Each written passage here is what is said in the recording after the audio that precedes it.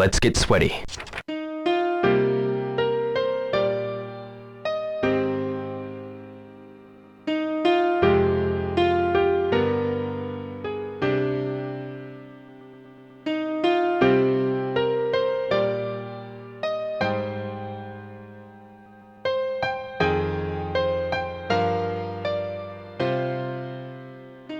Hey guys, welcome to another Shenmue Dojo interview. Today I have a guest from the Shenmue music scene. He's maybe flown under the radar a tiny little bit, alongside with the greats of obviously Richard Cartledge, the Kitchen Brothers and Rio X. My guest brings a sort of 80s hair metal / Manic Street Preachers feel towards the Shenmue music and community. Obviously he's done his own EP album, which we'll be talking about in a moment.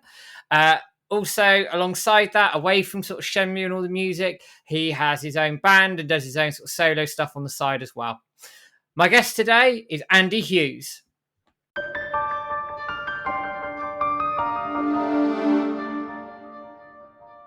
So, Andy, welcome to the dojo, my friend. How's it going? Hi, Matt. Yeah, I'm really good, thanks. How are you? Yeah, not too bad. It's hammering down with rain outside, which I never thought I'd be glad to see. So we haven't seen it in about 2 weeks. No, I know. It's mad, isn't it? But I'm glad it's here. So, I'm going to dive straight in if that's okay. Right, first question. Before we start talking about the music, obviously you're a Shenmue fan and a gamer. So can you run me through sort of your gaming history briefly and then how you came across Shenmue to begin with? Yeah, sure. So I think it was around my 8th birthday. I got a Sega Dreamcast as a present. It might have been a Christmas present, actually, but my birthday falls in January. So yeah, it's sort of around that time. And I remember playing Jet Set Radio initially, really fall in love with that. Always been a big Sonic fan. Loved the 3D Sonic games, the Adventure 1 and 2. And then as a friend of the family, Jez Lewis, he's like, you've got to check out this new open world game. It's something else. It's completely, it's captivating. It's amazing. And then that is Shenmue. So Yeah, I was hooked by the first play, really. I was never experienced anything like it. It's like I'm literally virtually sort of living this guy's life, Ryo Hazuki is amazing, really. I fell in love with it pretty quickly. I just found it mesmerizing, really. So what about it drew you in? Well, I mean, the initial sort of cutscene, well, obviously when Landy and his henchmen come to the dojo, I thought, it's a bit like a movie kind of thing, and it's really intense. It's a big storyline. But what really sort of blew my mind is when you can just sort of free roam, you can all the free sort of stuff. You can walk about, talk to NPCs and all that stuff. Even buying drinks from the vending machine. I was like, wow, this is amazing. I never played a game like it, to be honest. I just found it really captivating. And then I remember I had stuff to do, chores and that. My mum was like, come on, Andy, you need to do this now, whatever it was. And I'm like, no, I've got to get Rio to bed first, because back then you could only save it when you take it back to his bed. Yeah, definitely. So, just the whole storyline as well, especially the soundtrack as well, being a musician as well. Just, really, really good stuff. Really great attention to detail and that. Do you have a favourite out of the original games, out of Shenmue 1 and 2? Well, initially, Shenmue 2, that used to be my favourite, but I usually go back to the first installment, really. I like that vibe where he's at home and stuff. I mean, it's a lot more detailed, obviously, in Shenmue 2. It's a bigger game. There's a lot more to do. You got the flash QTE sequences and all that stuff. But yeah, I think definitely in my heart, the first game is my favourite. And then the 15-year wait for Shenmue 3. Do you remember where you were when it got announced at E3 2015? Yeah, I remember people were sort of saying rumours about it, E3. They're like, is it going to happen or whatever? I was like pretty cynical at the time. I wasn't too optimistic about it. And I remember waking up, I think I had quite an early night, so I didn't really hear the news. And I woke up that morning and my friend Stephen Blowers, I think it was, he messaged me and he was like, you'll never believe it. You'll never believe it. I'm like, what is it? They're like, they're making Shenmue 3. I was like, what? I thought he was winding me up because people used to joke about it before. think I went onto the Shenmue Dojo site and looked all over social media. I was like, bloody hell, there's a video of Yu Suzuki coming on stage and announcing it. The fate of Shenmue's in your hands now and all this, the Kickstarter. I was like, wow, that's amazing.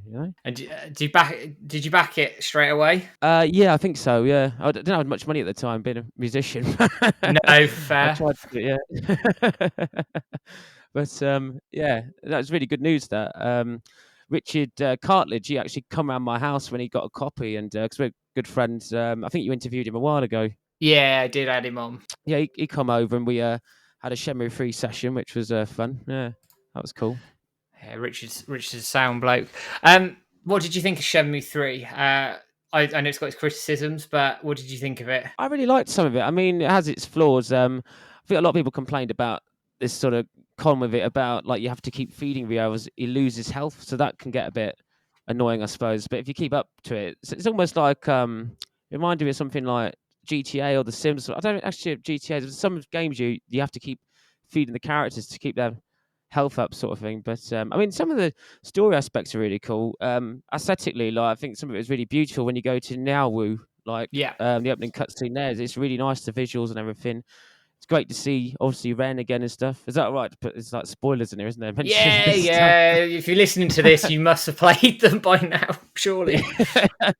Yeah, if you're a Shenmue fan. But yeah, I think one thing that niggled me a bit, there wasn't that much story development, which a lot of people have said. I mean, you see Landy in the castle and all that, which is cool. I feel like you don't learn much more. They don't really reflect that. They talk about the mirrors and stuff a little bit, but I mean, if we do get Shenmue 4, I'm sure they'd elaborate a lot more on that, I suppose. But yeah, I mean, it was great to just play it again, really, because I thought we'd never live to see the day the way it got, sort of thing, with Shenmue 3. It's amazing it actually become a reality, you know? Yeah, definitely. And actually, you mentioned Shenmue 4 sort of leads in naturally to my next question, actually. Shenmue 4's in limbo. We don't know where it is or where it isn't at the moment, of course. What are your hopes for a fourth game if it happens? I mean, it'd be amazing if they could produce it, if they could make it. Some people were saying they might just carry the story on with the anime. I mean, I'd be happy to see the end of the saga like that. But if we can get a game, that'd be amazing. I mean, we still there's still people are still posting a lot. Let's get Shenmue 4. Let's see a lot of those posts about, and it's good to keep pushing it. Definitely. I think Yuzuki's obviously aware of it as well, sort of thing. I don't know if it's like maybe a budget issue or, but I mean, it'd be great news if they can develop it. Definitely. Yeah, and why isn't it working? I mean, they released Air Twister not too long ago, so they clearly are doing something. So we just have to see what that is. You mentioned the anime. Have you watched it all? Yeah, really liked it. I liked how they elaborated on some of the story as well.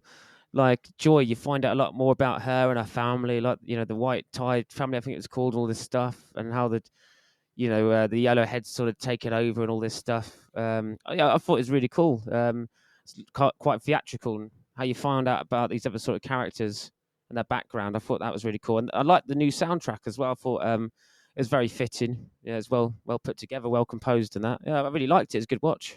Yeah, it was, and the soundtrack's excellent. Actually, have you got yourself a copy of it? I need to get it on DVD, but I watched it on Crunchyroll. I signed up to that straight away when it was come out. Yeah, I think I've rewatched it twice now. Actually, yeah, it's really good. I think some of it's like when they go to when he goes to China. There's a few bits that are a little bit rushed. I'm being picky there. It's like when he's breaking into the Ghost Hall building to meet Yuan Yeah. Zoo. They could have stretched that out a bit because there's a whole thing when he crosses the planks and when Ren's as he gets the hitch and he gets the key to the elevator and stuff, and Rio just gives him a death glare. It would have been cool if they sort of reworked that kind of thing. But yeah, I mean, I'm just being critical, but apart from that, it was great. Yeah, I mean, yeah, you are right. There's some bits that were rushed. I get why. I think money, budget, episodes, and there's a lot of Shenmue content in there. I mean, Shenmue 2 is huge. You just summed it up, like that one area of Ren and Rio doing the planks. They had a tough call, I think, in what to include, what not to include. But I think overall they did a really good job with it. So putting you on the spot here, future of the series. Where do you think it will go? I'm hoping it will happen. It will transpire. I'm not sure when. I was watching an episode the other night. You guys were talking about actually. And you were saying it might be in the next 2 or 3 years or something. I kind of agree. It depends really, because I suppose it depends on budgeting and stuff. I think it's been quite successful though, the anime. I think it's attracted new fans as well. There's a few people I know that have checked it out because they're already on Crunchyroll, but they didn't know about Shenmue. I was like, you got to check this out. You'll love it. And yeah, I've attracted a few friends to it that didn't never heard of it before. But yeah, hopefully they can carry on with it. The more the merrier in that case. Then it picks up Yeah. fans, great, and it was successful. I mean, it did quite well on Adult Swim. I believe it's done well in Japan. It's done everything it can as an anime. I think there's external factors there that might be an issue, but yeah, I think you'd be looking at 2 to 3 years as a minimum before we saw a season 2. But hopefully by that point we'll have a Shenmue 4 announcement and we'll be like, all right, excellent, that'll tide us over nicely, ready for a season 2. We'll see. Yeah, I mean that'd be great. Yeah, I'm optimistic about it. Definitely. Hopefully it goes ahead. After that question, we're going to move into your music now. The Samurai Boy Saga. But I'm going to play a track from it first. I'm going to play The Day the Snow Turned to Rain, and then we're going to head into some of your musical history. In 1986, in your car's got your bed, there once stood a man.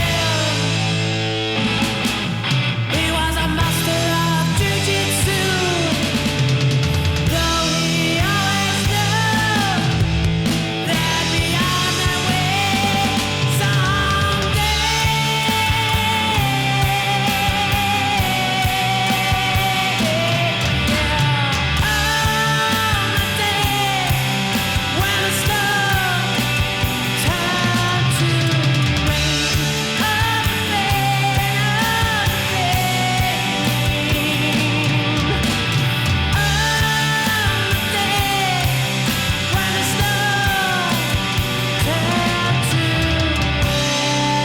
Get up.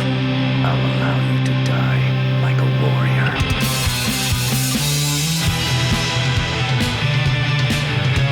The intruders around the player.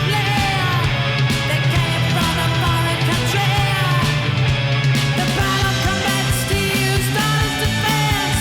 They nearly took the body instead. Sensei let the truth out from his hands. He struck the down retaliated. Though his strength was fooled by our ladies. On the day when the snow turned to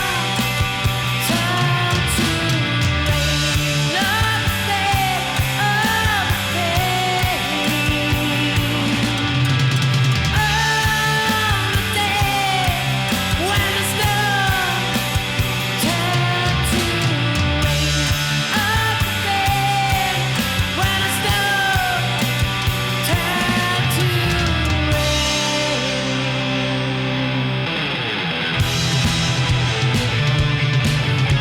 the dragon was stolen indiscreetly underneath the cherry blossom tree.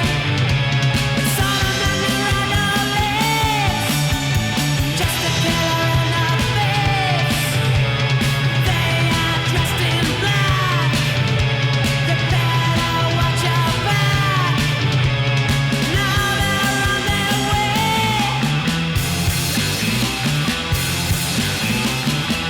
So they left the dojo and went back to Chinatown. The atmosphere in the Hazuki residence is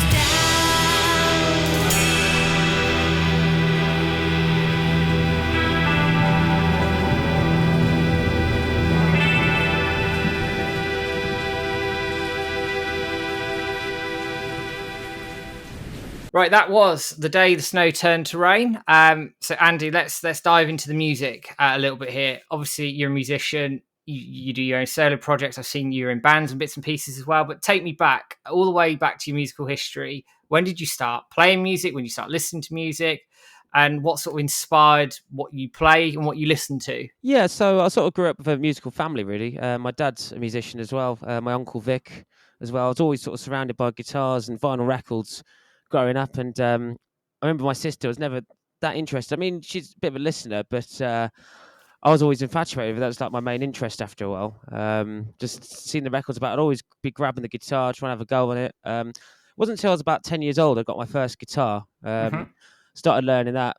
Didn't take it seriously till I was about 15. Started learning the theory a bit more and the scales, and went to college and studied it more and learned every instruments. But yeah, I was always sort of just really captivated into it, sort of thing. Going around my Uncle Vic's, he'd play his Black Sabbath for Led Zeppelin, vinyls, Deep Purple, that sort of 70s stuff. And I was listening to rap before that, Eminem, and he's like, oh, you don't want to listen to that crap.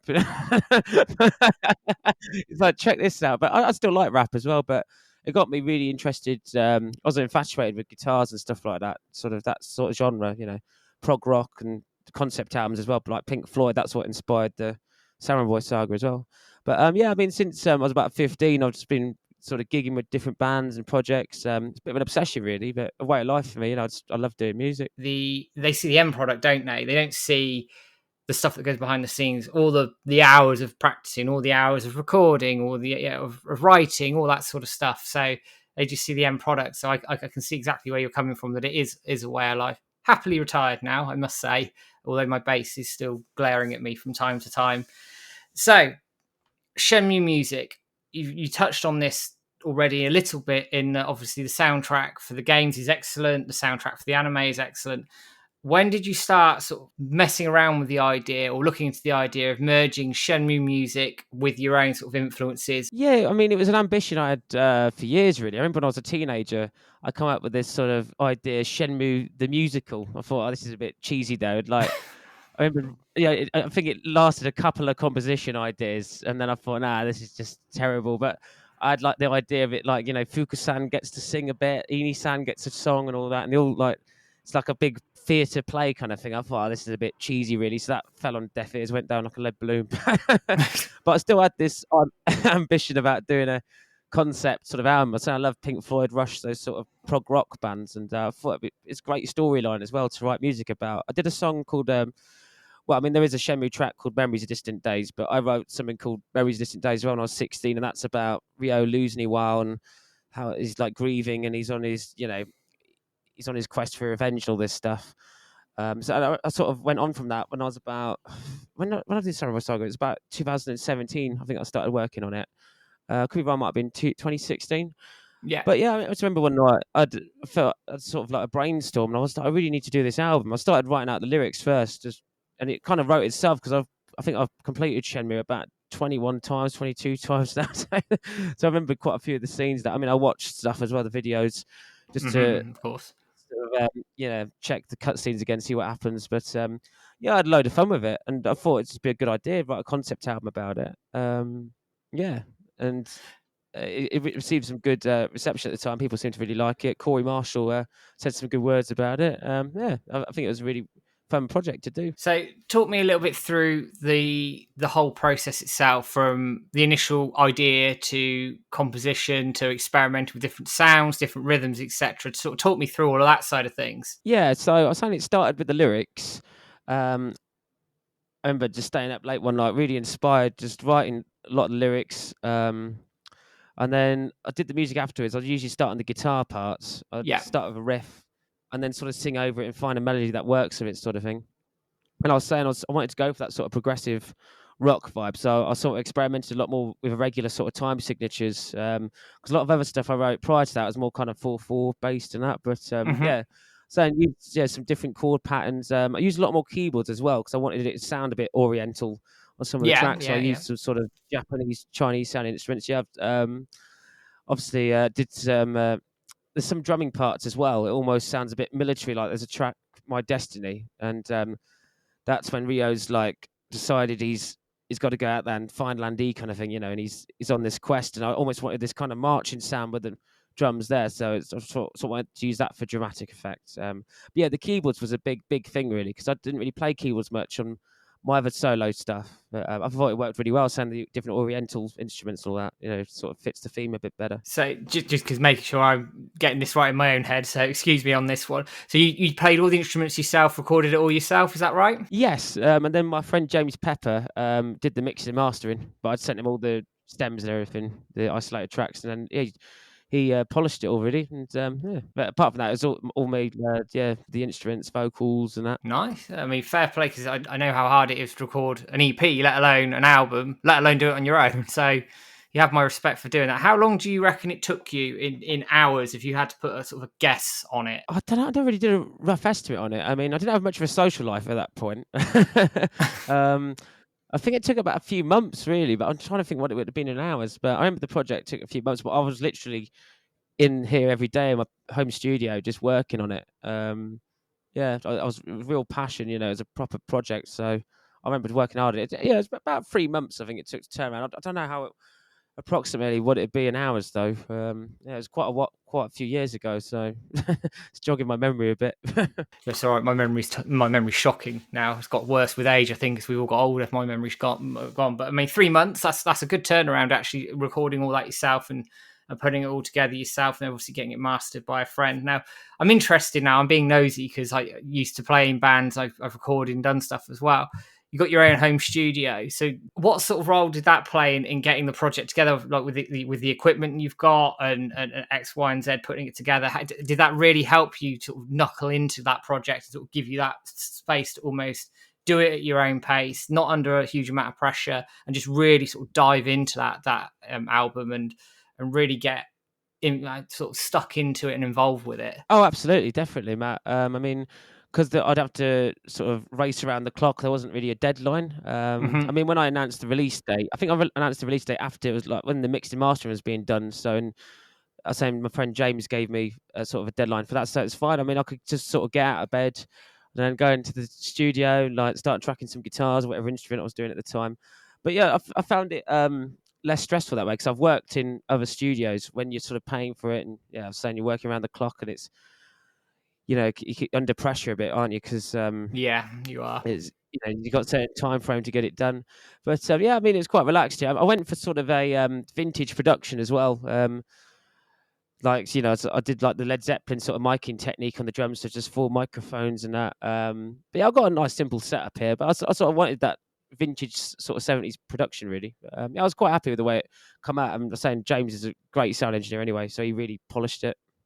Yeah, and I like the vintage sound. There's something to be said for over digitizing things and going back to the old analog sounding stuff. I know it sounds warmer. That's the way I describe it. We did our first EP on analog actually back when we did it, and it was, I don't know, just there's a warmth, there's a character to the analog sound, but that might just be me. I don't know what you think. Oh, definitely, 100%. 100%. I've got a lot of plugins which sort of emulate like the reel-to-reel tapes, and you get that Yeah, sort of warmness, that different frequency spectrum. I think it sounds a lot nicer. Sometimes it's a bit harsh when it's just digital. It's a bit lifeless. I think I prefer that analog sound really. yeah, I definitely do. I'd advocate it for anybody who's going to record something. If you can get something like that, I don't know. Just maybe it's because I'm also an old fart these days at 35, and remember the days of when things were like that. But yeah, I like the analog sound. It's good. So you've touched on this a tiny bit actually around the responses from the Shenmue community. Did it take you by surprise that the sort of the responses that came from it, and how did it make you feel that now you sort of put this album out there, which for any artist, any band, musician, it is there's a lot riding on something when you put something out there because you want people to like it. So how did it make you feel when the community reacted well to it? Really lifted my spirits really, because I was a bit apprehensive initially. I was like, oh, I don't know what some people think. Some Puritans as well. I mean, I'm a Shenmue Puritan, but some people might be like, if they looked at the lyrics, they might be like, oh, you've changed that scene a bit there. That's not quite what happened. Like, for example, like a song Amulet of Acquiesce.